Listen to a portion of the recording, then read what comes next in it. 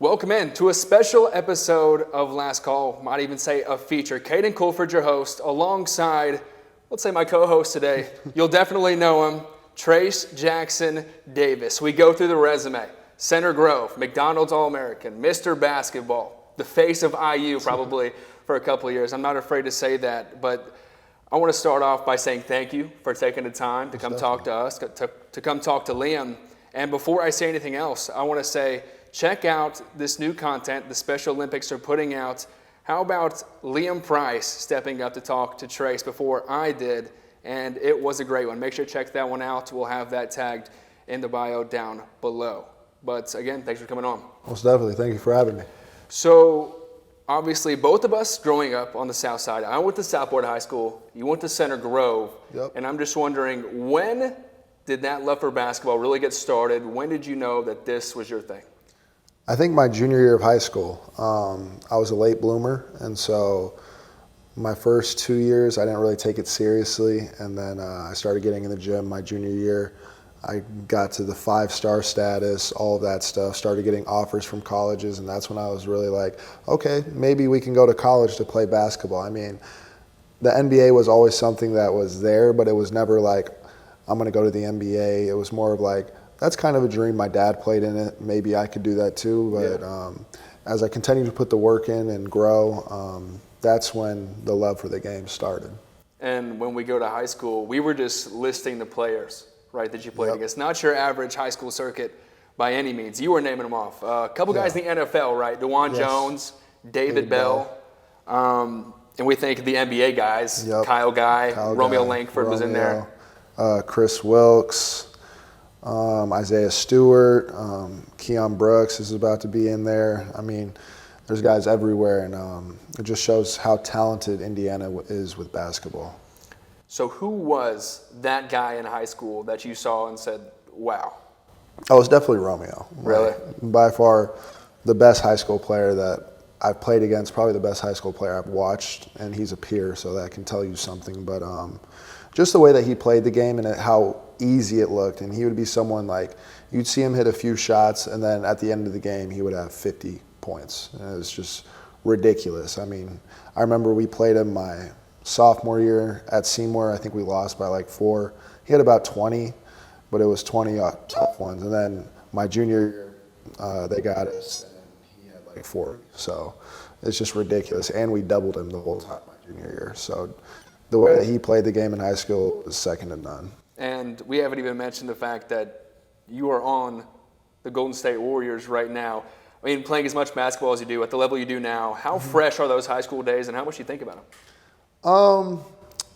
They're definitely fresh still. I don't think about them as much. I mean, my trainer actually just came out, and he's from Center Grove, so I've actually gotten a chance to talk more about high school ball, but most of the people that I'm around aren't from Indiana, so maybe a little bit of college here and there, but just being able to refresh my mind, talk about my teammates, talk about CG, it's been good. It's probably refreshing to come home, right? I mean, absolutely. Across the country, what's different from growing up in Center Grove and now living in San Francisco? Obviously being away from my family, that's a huge thing. I think that living in a big city is something new for me. I mean, I've been to Indianapolis, but it's not even close to the size or level of San Francisco. And just being around different cultures and different types of people. San Francisco is kind of a melting pot. You got people from everywhere, different cultures. It's very diverse. And I think that just experiencing that has been really good for me. So we talked about high school. We'll move to college now at IU. What was that experience like, coming out of recruitment to play at one of the best, most historic programs in the nation? It was kind of almost like not anxiety, but I was kind of fearful at first and doubtful of myself. There was a standard to live up to, for absolutely. Sure. When you come in and you're this, and this, and you watch guys like Romeo, and they tore him apart his freshman year, and so going in there, I remember my coach, the first thing he said was stay off of social media and just go out there and play, and that really stuck to me. And thinking about going to the NBA after my freshman year, deciding not to because of COVID. So I decided to come back, run it back with Coach Miller. He eventually gets let go. they bring in Coach Woodson, so I decided to stay for my junior year, and felt like I learned a lot from him. I think I could have went after my junior year, but I got COVID again, and so ran it back for my senior year, which was probably the best team we've had there in 7 or 8 years, and I had a lot of fun hooping with Jalen Hood-Schifino, Malik Renew, Trey Galloway, Race, guys like that. And so just being able to be a part of a team that actually meant something and gave the fans to cheer about was huge for me, and that's what I wanted throughout my 4 years there.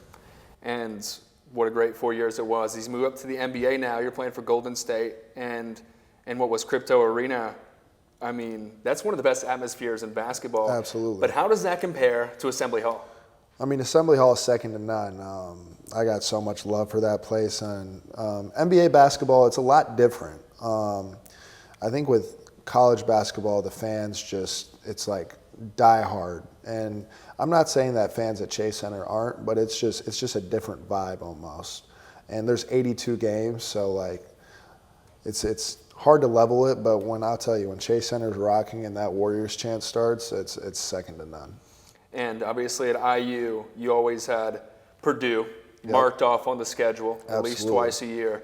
Who's that team for you in the NBA? Oh, let me think. I would say the Lakers are probably our biggest rivals. I mean, it's just because the LeBron stuff and our fans are always chirping each other. So I would say probably the Lakers. And now that you mentioned guys like LeBron, like Steph Curry, who you play with, you mentioned Chris Paul, even to assert yourself as not too long ago a rookie on that team and in the league, how do you do that? How do you find your place, accept your role, and end up doing the things you do? Just a lot of practice, hard work, just staying in the gym, staying consistent. I think is the biggest thing that what my dad told me was consistency. If you want to make this a job, you want to make this a career, you're going to have to be consistent with your habits, and I think I did that my rookie year, and he told me that if you continue to be consistent, the work will show, and by the end of the year, got to start some games. I think we finished the season like 10-2 maybe, so a great end of the year, and just have to continue to build into next year. And Dale Davis, your father, right? Playing for the Pacers, growing up in that family. Yeah. Do you feel like basketball was always going to be your thing? Honestly, no. I felt like basketball was just something that was there. When I was little, people would always say, he's going to be great, he's going to be this, that, and I was just like, it's just basketball. It's not really that big of a deal. Like I said, I didn't really get into it until my junior year. I was okay at it my freshman and sophomore year. In 8th grade, I played on the B team. I wasn't even good enough to play on the A team, and so it just shows the work that I put in, and I think the maturity that I needed to grow into to become the player that I am.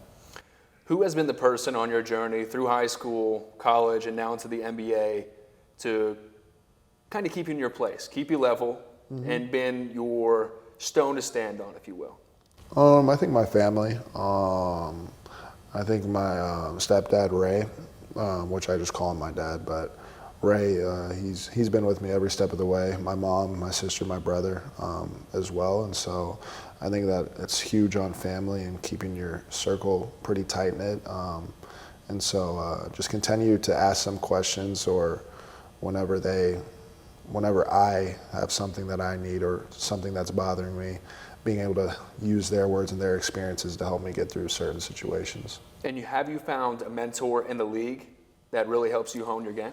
Yeah, so my mentors last year were basically all the vets, Steph, Clay, Dre, CP, Loon, those all dudes that have won NBA titles, and so just being with them is huge, and just continue to be a sponge and just absorb as much knowledge as possible, because those dudes have been doing it for 10 to 15, 20 almost years, and so just continuing to learn, continuing to absorb, especially throughout my rookie years, throughout the process of my first contract and trying to get to that next one. And to see yourself in the position you are now, the biggest knock on you coming out of college was, can he play on the perimeter, right? Can he shoot the ball? Yeah. And now you've come into a role on the Warriors where you had Clay around you, had Steph. Exactly. Draymond had to play a factor in that, right? And finding your role, finding your spot Absolutely. on the team. I think, yeah, it's always going to be people that tell you that you need to do this, you need to do that. But honestly, I think where I fell, it was designed that way. My agents basically told everyone from pick 35 on to touch grass. And so, I felt like going to the Warriors, I felt like that was my best opportunity to grow, and being able to get there, learn from Draymond, learn from Loon, be in that short role, being able to pass the ball the way that I do, I felt like I was a great asset for them. And did you see yourself, dunking on Victor Wembanyama when you stepped into the league? Things happen in basketball. I got to jump on him, I got to step on him, and you can't be afraid. You got to go up there and try to do what you got to do. And obviously that guy being the generational talent he is, where do you put that on your personal highlight reel, from high school all the way to the NBA? It's definitely up there. It's probably top two. Top two? Yeah. What's the biggest lesson the NBA has taught you? The biggest lesson that the NBA has taught me is just consistency, and then patience. Patience being with not playing in the beginning of the year, going on, just continuing to not know when you're going to get into the game, but coach telling you it's going to be all good. Just wait for your turn, wait your opportunity. It's gonna click. And so, just the patience with that, coming from college and high school, playing almost every minute to not playing at all, it's different. And so, just honing in on that, honing in on being patient, and just continuing to work and continuing to grind. And as we wrap things up here on UND TV, one more question for you. Yep. When you look back on your career, starting in the South Side, going to IU Bloomington, and then now in San Francisco, what do you look back and say, without this, I'm not here? I would say, honestly, without my high school coach, Coach Hahn, my dad or dad's family, and then just the love for the game. I think the love for the game, and when you stop having fun with something, you basically are just, it kind of just is just not good. You see guys all the time go in there, and they're great players, and all of a sudden just something just stops clicking, and they just don't want it anymore. So the fire that I have, the competitive spirit, which is something that has derived from my family. So. Thank you, Trayce. Thank you. The NBA fan in me has one more question. How are the Warriors doing this year? I think we'll be solid. I know at the last year we went through a lot of ups and downs, but we got some new pieces.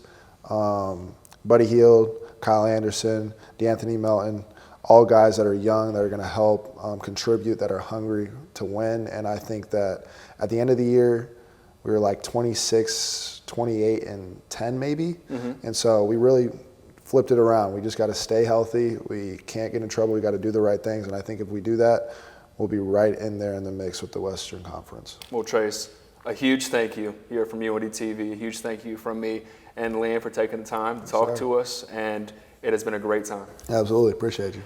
Caden Colford, Trayce Jackson-Davis. Catch Last Call on Mondays on YouTube and Xfinity Channel 1096. We'll see you later.